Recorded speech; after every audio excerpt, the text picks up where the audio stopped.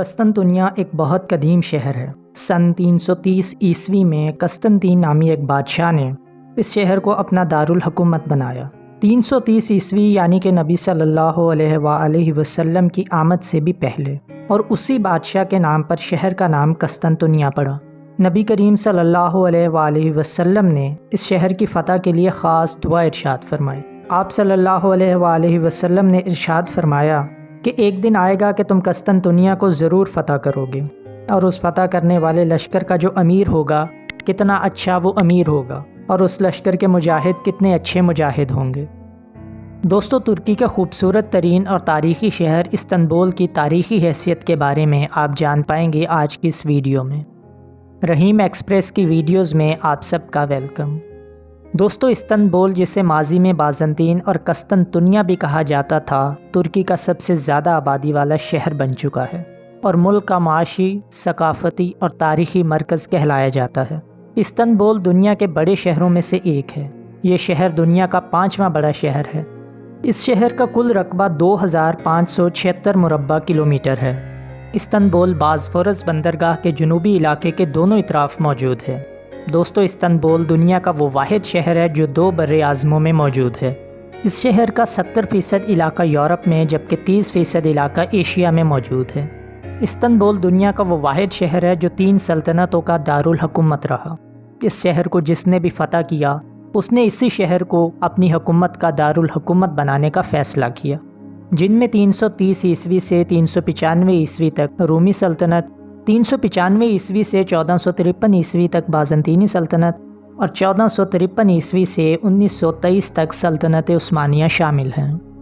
1923 میں سلطنت عثمانیہ کے خاتمے کے بعد قائم ہونے والی ترک جمہوریہ نے انقرہ کو کیپٹل بنانے کا فیصلہ کیا۔ دوستو، استنبول کی آبادی تقریباً 1,50,00,000 سے زائد ہے۔ اس طرح یہ شہر یورپ کا دوسرا بڑا شہر کہلایا جاتا ہے۔ تاریخ میں اس شہر نے ثقافت، مذہب اور زبان کے اعتبار سے کئی نام بدلے، لیکن بازنطین، قسطنطنیہ اور استنبول کے نام سے اب بھی اس شہر کو جانا جاتا ہے۔ دوستو، اس شہر کو پہاڑیوں والا شہر بھی کہا جاتا ہے، کیونکہ اس شہر کا سب سے قدیم علاقہ 7 پہاڑیوں پر بنا ہوا ہے، اور شہر کی ہر پہاڑی پر ایک خوبصورت مسجد تعمیر ہے۔ یہ شہر 1453 میں سلطنت عثمانیہ کے ہاتھوں فتح ہونے سے پہلے تک رومی سلطنت کا کیپٹل رہا۔ 29 مئی 1453 کو سلطان فاتح نے 53 روزہ محاصرے کے بعد قسطنطنیہ کو فتح کیا۔ محاصرے کے دوران عثمانی توپوں نے قلعے کی دیواروں کو بہت نقصان پہنچایا۔ اس طرح استنبول، برسا اور ادرنا کے بعد سلطنت عثمانیہ کا تیسرا دارالحکومت بن گیا۔ 1453 سے لے کر 1923 تک قسطنطنیہ سلطنت عثمانیہ کا دارالحکومت رہا۔ فتح قسطنطنیہ کے بعد دنیا کے سب سے بڑے گرجے آیا صوفیہ کو مسجد میں تبدیل کر دیا گیا، لیکن ساتھ ہی سلطان فاتح نے عیسائیوں کو شہر میں پرامن طور پر رہنے کی اجازت بھی دے دی تھی۔ شہر کو فتح کرنے کے بعد سلطان فاتح نے شہر کا نام اسلامبول رکھا تھا، جو کہ بعد میں استنبول میں تبدیل ہو گیا۔ یہ قرون وسطیٰ میں یورپ کا سب سے بڑا اور امیر شہر تھا۔ شہر کی خوبصورتی کی وجہ سے اس شہر کو شہروں کی ملکہ بھی کہا جاتا تھا، جبکہ ملت اسلامیہ کا اس شہر کو دل قرار دیا گیا تھا۔ قسطنطنیہ کی فتح کے فوراً بعد سلطان فاتح نے شہر کی بحالی کا کام شروع کیا۔ اس نے محاصرے کے دوران شہر سے فرار ہونے والوں کو واپس آنے کا کہا، اور اناطولیہ کے دیگر علاقوں سے مسلمانوں، یہودیوں اور عیسائیوں کو یہاں پر آباد کیا۔ عثمانی فتح کے بعد اگلے سالوں میں توپکاپی محل اور بازار کی شاندار تعمیرات عمل میں آئیں۔ مذہبی تعمیرات میں فاتح مسجد اور اس سے ملحقہ مدارس شامل تھے۔ عثمانی دور میں شہر مختلف مذہب اور ثقافتوں کا مرکز رہا۔ مسلمانوں، عیسائیوں اور یہودیوں سمیت مختلف مذاہب سے تعلق رکھنے والوں کی کثیر تعداد یہاں رہائش پذیر رہی۔ محمد فاتح کا دور رواداری اور برداشت کا دور سمجھا جاتا تھا، جس میں اس نے بازنطینیوں کے ساتھ نیک سلوک کیا، جو کہ قرون وسطیٰ کے یہودیوں کے لیے حیران کن تھا۔ محمد فاتح کے دور میں عیسائیوں اور یہودیوں کے ساتھ مثالی سلوک کیا جاتا تھا اور انہیں ہر طرح کی آزادی حاصل تھی۔ سلطان محمد فاتح 3 مئی 1481 عیسوی کو وفات پا گئے۔ آبنائے بازفورس پر تعمیر کیے جانے والے دوسرے پل کا نام سلطان فاتح کے نام پر رکھا گیا۔ قسطنطنیہ 470 سال تک سلطنت عثمانیہ کا دارالحکومت رہا، جس کے بعد 1930 میں ترکی کی حکومت نے اس شہر کا نام استنبول رکھ دیا۔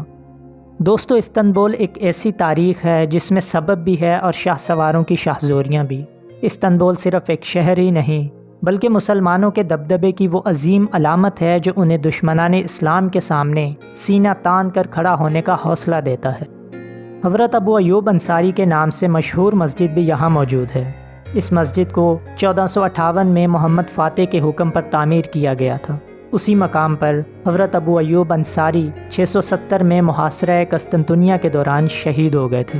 اس مسجد کے قریب ہی سلطان محمد فاتح کا مزار اور مسجد موجود ہے۔ سلطان فاتح کی بنائی گئی مسجد کئی بار زلزلوں کی وجہ سے متاثر ہوئی، لیکن اس مسجد کو بار بار تعمیر کیا جاتا رہا۔ اس مسجد کو فاتح مسجد اور نیلی مسجد کے نام سے بھی پکارا جاتا ہے۔ سلطنت عثمانیہ کا توپ کاپی محل بھی استنبول میں ہی موجود ہے، جس میں تاریخی روادرات اور تبرکات بھی موجود ہیں، جن میں سے کچھ تبرکات کا تعلق حضور صلی اللہ علیہ وآلہ وسلم کی ذات گرامی سے ہے، جن میں حضور صلی اللہ علیہ وآلہ وسلم کا امامہ شریف، تلوار اور دان مبارک زیارت کے لیے رکھے گئے ہیں۔ اس کے علاوہ تمام خلفائے راشدین کی تلواریں بھی اسی محل میں موجود ہیں۔ عثمانی دور کی تمام یادگاریں بھی اسی محل میں موجود ہیں۔ دوستو، استنبول شہر میں پینوراما میوزیم بھی موجود ہے۔ اس میوزیم میں قسطنطنیہ کی فتح کا منظرنامہ پیش کیا گیا ہے، جس میں فتح قسطنطنیہ کے دوران استعمال ہونے والی توپیں، منجنیقیں، گولہ بارود اور دیگر اسلحہ بھی نمائش کے لیے پیش کیا گیا ہے۔ دوستو، استنبول تقریباً 400 سال خلافت عثمانیہ کا دارالحکومت رہا۔ 1923 میں ترک جمہوریہ کے قیام کے بعد دارالحکومت انقرہ بن گیا۔ عثمانیہ دور میں شہر کا نام قسطنطنیہ موجود رہا، لیکن 1923 میں ترک جمہوریہ نے اس کا نام استنبول کر دیا۔ جمہوریہ کے ابتدائی دنوں میں انقرہ کے مقابلے میں استنبول پر زیادہ توجہ نہیں دی گئی، لیکن 1950 اور 1960 کے دہائی میں استنبول میں زبردست تبدیلیاں واقع ہوئیں۔ شہر کی یونانی برادری معاہدہ 1955 کے تحت ترکی چھوڑ کر یونان چلی گئی۔ 1955 میں عدنان کی حکومت کے دوران ملک کی ترقی کے لیے کئی کام کیے گئے اور ملک میں کئی سڑکیں اور کارخانے تعمیر ہوئے۔ استنبول میں بھی جدید کشادہ شاہراہیں تعمیر کی گئیں، لیکن بدقسمتی سے یہ سودا شہر کی قدیم عمارتوں کے بدلے میں کیا گیا اور استنبول کئی قدیم عمارتوں سے محروم ہو گیا۔ 1970 میں شہر میں نئے کارخانوں میں ملازمت کی غرض سے پورے ملک سے عوام پہنچی، جس سے شہر کی آبادی میں تیزی سے اضافہ ہوا۔ آبادی میں اضافے کے بعد تعمیراتی شعبے میں بھی انقلاب آیا اور کئی مضافاتی دیہاتوں کو شہر میں شامل کر لیا گیا۔ ترکی کے موجودہ صدر طیب اردوغان کا تعلق بھی استنبول سے ہی ہے، اور وہ جب 90s میں استنبول کے میئر بنے تو استنبول کی ترقی کو 4 چاند لگا دیے اور استنبول شہر کو دنیا کی سب سے بڑی ٹورسٹ اٹریکشن بنا دیا۔ اس وقت بلدیہ استنبول کا سالانہ بجٹ 14 ارب ڈالر سے زائد ہے۔ بجٹ کا 75% حصہ انفراسٹرکچر کی تعمیر اور بہتری، پانی، تعلیم اور صحت کی سہولتوں کے لیے مختص ہے۔ آمدنی کا سب سے بڑا ذریعہ سیاح ہیں۔ ہر سال دنیا بھر سے تقریباً 1 کروڑ سے زائد سیاح استنبول کا رخ کرتے ہیں۔ ترکی کے قومی خزانے کو 60% ٹیکس استنبول سے حاصل ہوتا ہے۔ قدیم تاریخی عمارتوں اور جدید بلند و بالا بلڈنگز کے سائے میں آباد استنبول آزادی کا دوسرا نام ہے۔ قدرت نے اس شہر کو ایک بندرگاہ بھی دی اور سمندروں کو آپس میں ملانے والی ایک آبنائی بھی عطا کی۔ اس شہر میں قائم ہونے والی سلطنتوں کے بادشاہوں نے شہر میں عمارتیں بنا کر شہر کی خوبصورتی میں اور اضافہ کیا، جن میں سے کئی عمارتیں آج بھی اپنی شان و شوکت سے قائم ہیں۔ گزرتے وقت کے ساتھ ساتھ شہر ترقی کی منازل طے کرتا چلا گیا، اور آج جہاں شہر میں یادگار عمارتیں موجود ہیں، وہیں شہر میں قائم ہونے والی نئی عمارتیں شہر کے جلوے کو بڑھا رہی ہیں۔ باسفورس پل اور سلطان فاتح پل نے 2 بر اعظموں کے مشتمل شہر کو ملانے میں اہم کردار ادا کیا، مگر 2013 میں مرمرا ٹنل کی تعمیر نے 2 بر اعظموں کے بیچ زیر سمندر راستے کی بے نظیر مثال قائم کر دی۔ ترکی کی تاریخ کو گلاتا ٹاور، سلطان احمد مسجد، آیا صوفیہ، توپ کاپی محل، گرینڈ بازار، عثمانیہ مسجد، مصر بازار، مینار قسطنطنیہ، بایزید دوم مسجد، سلیمانیہ مسجد، فاتح مسجد، استنبول یونیورسٹی، حضرت ابو ایوب انصاری مسجد، سلیم اول مسجد، مہرما مسجد، یدیکلے فورٹ اور کاریہ میوزیم جیسی عمارتیں بیان کرتی ہیں۔ اور شہر کی ترقی کی منازل کی کہانیاں یہاں قائم اتاترک اسٹیڈیم، استنبول پارک کا موٹر ویز ٹریک، شہر میں قائم بہترین یونیورسٹیاں، شہر میں چلنے والی میٹرو بس سروس شہر کی خوبصورتی میں اضافے کا سبب ہے۔ اس شہر میں اعلیٰ تعلیم کے لیے بہترین ادارے موجود ہیں، جن میں سرکاری اور نجی یونیورسٹیاں بھی شامل ہیں۔ اس کے علاوہ شہر میں بہت سی مشہور لائبریریاں بھی موجود ہیں۔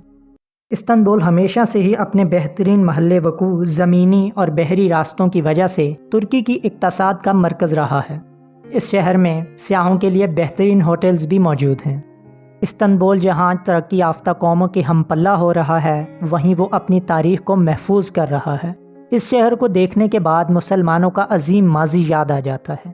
اس شہر کی وجہ شہرت بھی یہی ہے کہ یہ شہر اپنے اندر کئی صدیاں سمائے ہوئے ہے، اور آج بھی استنبول جانے والے سیاح جب ماضی کے بڑے بڑے حکمرانوں کی بنائی ہوئی یادگاریں دیکھتے ہیں تو حیران ہو کر رہ جاتے ہیں۔ دوستو، استنبول کی تاریخ سے سب سے بڑا سبق یہ ملتا ہے کہ انسان فانی ہے اور ایک دن مٹ جاتا ہے، لیکن تاریخ ہمیشہ زندہ رہتی ہے۔ دوستو، یہ تھی ہماری آج کی ویڈیو۔ ملتے ہیں کسی نئی ویڈیو میں۔